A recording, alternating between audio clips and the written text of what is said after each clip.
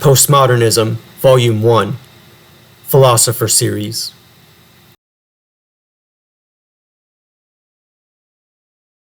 Hit that like button, subscribe, share, link to author page in description.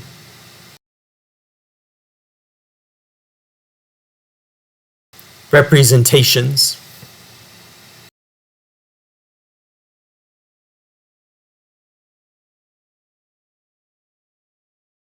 It is dangerous to unmask images since they dissimulate the fact that there is nothing behind them. Jean Baudrillard. It's interesting because you ask yourself, is this background behind me of this tree and of the houses and cars, is it just a representation? Is it just a representation in a video or a representation in your mind? The way that so many things are just a representation of words and the way so many things are just a representation of thought. You ask yourself this question in postmodern thought. You ask yourself this question in the 21st century. You ask yourself this question all the time, wondering what is real, what is actually real, or is it all just simulacra? Is it all just a representation? The dissolution of philosophy through the postmodern condition. Do not ask who I am, and do not ask me to remain the same. Michel Foucault. I'm really interested in philosophy, and I would say that I'm also very interested specifically in French philosophy, which includes philosophers like René Descartes, who has been very influential in the Western tradition of philosophy. And I would say that as far as more modern and contemporary philosophy, Michel Foucault has definitely influenced me. And he's influenced me because he's part of this very modern sensibility of philosophers, especially French philosophers, to err on the side of transgression and of controversy. And it's not necessarily controversy for its own sake. It's just realizing that the human experience, such as demonstrated through the writings of George Bataille, a philosopher and writer and author of literature that Foucault actually talks about, is very much indebted in this transgressive ideal of capturing these intense ideas. So it's not controversy for its own sake. It's recognizing the limits of morality and the limits of human understanding. And this is exactly the point which Foucault gets across in his essay on Bataille, which I will actually express here, is called A Preface to Transgression, from his book on aesthetics.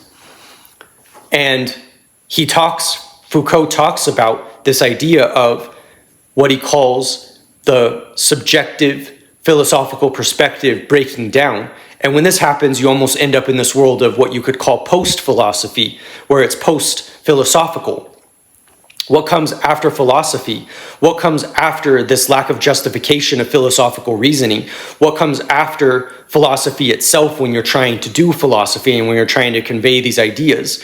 And I think that that's such a fascinating idea in the context of transgression and transgressive writing, such as with the works of George Bataille and Marcus de Sade, who are some writers that Foucault mentions. And it's just so interesting to think about because it makes you think that philosophy does break down. This is what Foucault is wrestling with, is that you have all of these forms, these philosophical and literary forms that try to capture this viewpoint, this what you could call objective system. And yet it's unable to do that and it breaks down. And I think that that's such a fascinating idea. The philosophical subjectivity or the philosophical subject breaking down. And I think that that's why Foucault is so interested in the challenges to norms and to what we might expect morality and life and convention to be. The impact of capitalism and schizophrenia on mind. It is not the slumber of reason that engenders monsters, but vigilant and insomniac rationality. Gilles Deleuze. I am always thinking of Capitalism and Schizophrenia, a wonderful philosophical book in 2 volumes that I think is incredible and definitely a cornerstone of contemporary philosophy. It's a very interesting book that was written by 2 philosophers, Gilles Deleuze and Felix Guattari. And I think it's just one of those books that really appeals to you and gets at the heart of what matters. Now, what's interesting about this book is that it's not a traditional argument. It isn't a formal, logical argument. And this might partly be because it fits in the continental tradition, a developing tradition in philosophy that often focuses more on language rather than mathematical formulation, as in the work of Bertrand Russell, for instance. And so it's very interesting because you have this book that was written by these philosophers who try to use language to show the beautiful improbability and powerful nature of language itself, the powerfulness that the language conveys. The language itself you could call as being a rhizome, as they talk in their writing, where the idea is that the rhizome are roots, and the rhizome continually flourishes in roots, and those roots are a representation of connotations and of interpretations and of the things that you grasp in language and philosophy and ideas and concepts. And it's very interesting because the more that you unpack these ideas, the more you realize that the point isn't necessarily the actual ideas as much as it is understanding why those ideas formulate what they're formulating and what they're actually formulating, and the way in which those ideas are conveyed. And so that's interesting because it is a very modernist and of course postmodernist idea to assume that the language is what matters the most, and the language and the way the language is used is the way that things are conveyed. And that's important because when you read Capitalism and Schizophrenia, you have to make what you could call associations. You can't just look at the words as being linear or transparent or literal. You have to see them as connoting things. You have to see them as representing more than what it seems like. And that's a very interesting idea because while the style itself might not be necessarily more formal or straightforward, it definitely is something that gets you to think and that gets you to try to look at things in a new way. And I think that that's a fascinating way to go about it, to go about philosophizing because of what it means for the possibilities. Now, I think that language has always been important for philosophy, given that philosophy is something that uses language in very creative ways in order to convey concepts and at times new concepts. And when language allows for that ability, and when you have that ability to be able to use language in this way, it can be rather fascinating what you actually come up with. But there is another point here that I think really matters, which is what it's all really about, which is that what is the language actually conveying in Capitalism and Schizophrenia? Why utilize this idea of the rhizome? Why utilize this idea of language as being untethered, as being associational? And what that tells me is that it's free flowing and it's free form, and that is exactly the heart of it. The mind, the psychology of the human being, the psychology of indeed a schizophrenic, where it is free flowing, where it is associational, where sometimes it is jarring and unexpected and full of shock and surprises. The point is the psychology of it. The point is that the language, by being utilized in this way, shows that thinking is not so linear. It is rather about associations and about conveying ideas through non-traditional means and through using language in a conceptual way. And that is what I think is so incredibly powerful about these ideas, is the way in which you can capture in this very real way something unexpected, something beautiful, something that you wouldn't normally expect because of the mentality in which Deleuze and Guattari signify and empathize.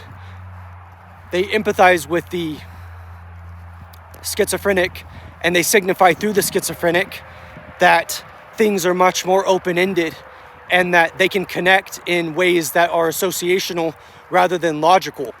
And that is another interesting point, that not only are they utilizing language in this way, they're also challenging traditional logic by challenging whether or not thought should be so linear and whether or not thought should be so predictable and logical.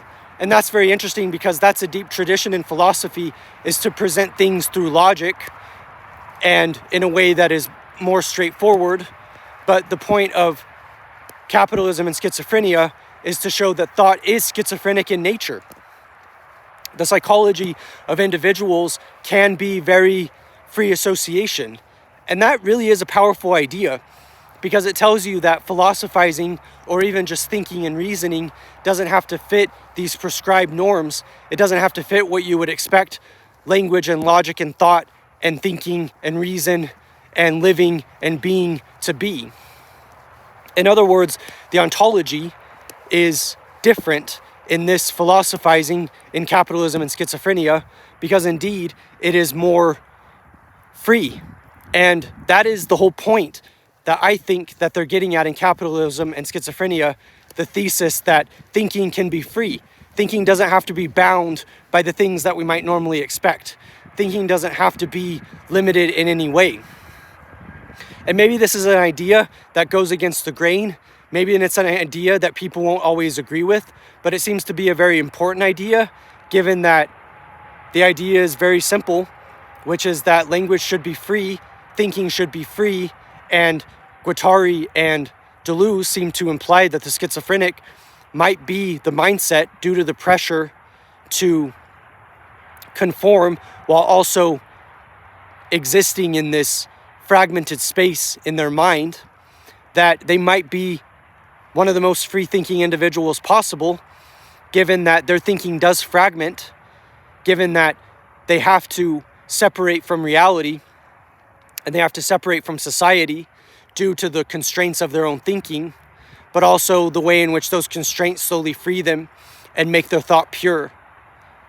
And I just think that that's really fascinating. So there you have it.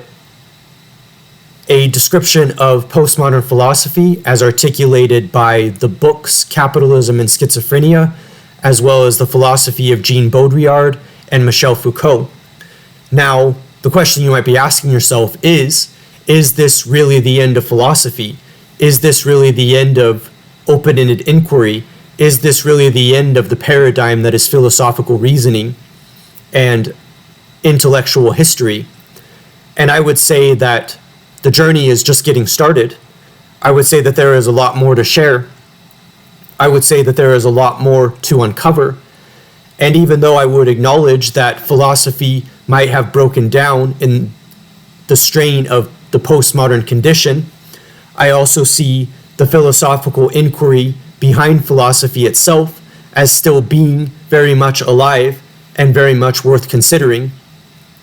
And so just because the mind might be under intense pressure from its own schizophrenic breakdown doesn't mean that there isn't more to discover about the mind, about rationality, about literature, about philosophy, about writing, about life, about metaphysics and representations, and the condition we find ourselves in. So definitely keep a lookout. There's more to come. To be continued.